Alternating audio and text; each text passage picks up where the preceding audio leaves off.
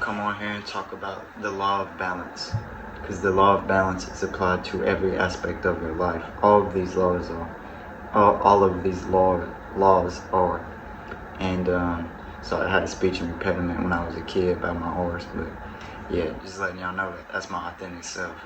But yeah, the law of balance, having that balance, having good boundaries and having, there can be good boundaries and there can be some bad boundaries that you can set up.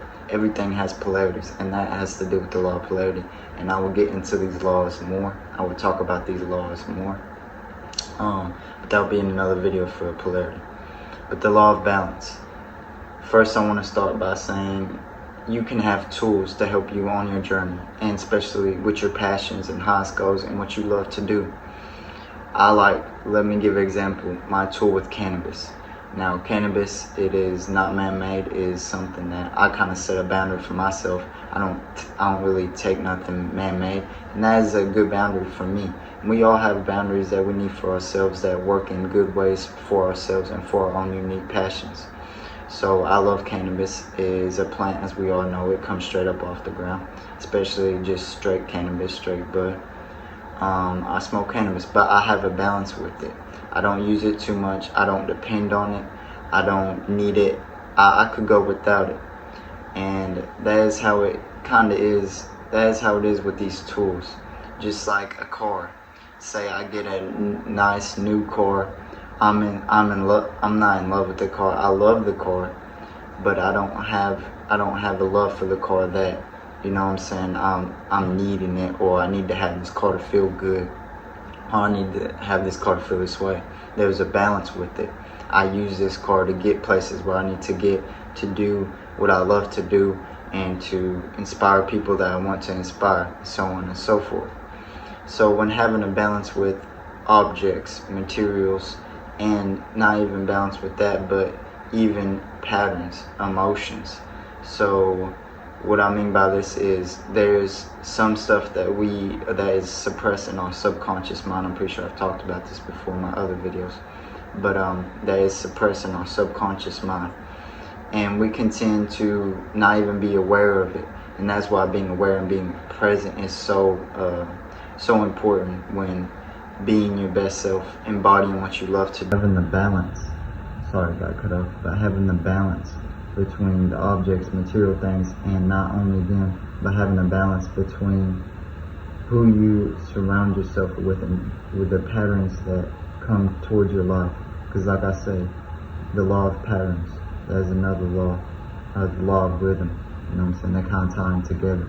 Because like I was talking about, suppressing stuff we suppress as a child, especially from our subconscious, maybe having a parent that was really controlling. So when you get out, you know what I'm saying, you try to control a lot, or you try to be controlled, and you want to be controlled, but you don't really realize it at the time. And what I mean by this is you was just used to it, and you're not consciously aware of it. So being aware of the patterns and being aware of what comes up in your life and who, because all of us are the same. All of us have a divine in us, and with knowing that, it gives you the perspective that we are all alike in different ways. We are all the same in different ways, expressing ourselves in unique and beautiful ways. So in knowing that, some people are not consciously aware of what they may be doing. And I had to find this out when I talk about my relationship with 4 years with my baby mother. We are now split up and everything, but I wasn't aware of it, but she was lying to me, and I was lying to her too. I'm not gonna say it's weird. It was toxic, and there was a lot of lying, cheating, and stuff like that. But I was lying to myself. I was not being honest with myself, and I wasn't putting a balance in between. I wasn't loving myself, and I wasn't putting a balance, and I wasn't putting good boundaries up, and that showed in the relationship. That showed up, and you know what I'm saying, it came to the point where I had to realize that. And also, growing up without a mother, growing up with abandonment, I had felt real pressure and wanted to control the relationship, but not too much, because I was afraid of losing. So when just looking back at your childhood and looking back at these aspects, you can see how maybe you may be in that pattern, or that pattern may be reflected in your life now. So when I had to look at that pattern, look at how I was scared of abandonment and stuff like that, I came to terms with it. And coming to terms with it is just like any child. It's like your inner child. You gotta love it. You gotta care for it. And I've talked about this before. But coming to terms with it, acknowledging it, is the first stages of it being let go, and you letting it go. And when you can do that, you know that there's a balance between, okay, well, narcissists and empathics, or empathics, empaths. I forgot how to say it. But empaths, yeah, that is it. Yeah, I couldn't think of the word for some reason. But yeah, empaths and narcissists. So empaths feel a lot of emotion. Narcissists tend to try to control a lot. And they attract one another because the narcissist thinks it can control the empath, helping it with its emotions, this and that, by not guiding it and setting that good boundary of letting the empath go through itself and being aware of expressing itself in a good and healthy way. And that's how it ties in with the empath, also with the narcissist, trying to tend to their emotions, trying to reflect their emotions as they may have grown up with the mom and dad trying to be validated, or trying to make them happy, or someone else happy. Aaron Daugherty talks a lot about this, and he talks a lot about this on his YouTube. Make sure I check that out. But I learned this from his podcast as well. That's what helped me get around this. But yeah. Empaths and narcissists, they tend to attract each other because of the patterns and because of the empath trying to go off the emotions of the narcissist, and the narcissist trying to control the empath.